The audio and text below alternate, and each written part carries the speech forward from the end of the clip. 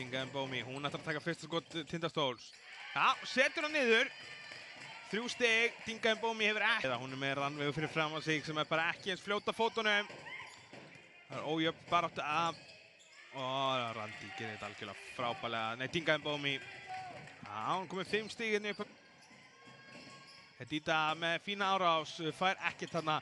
En Tinga Mbómi með, ég veit ekki hvort við höfum að kalla þetta sóknarfrákast eða sendingu.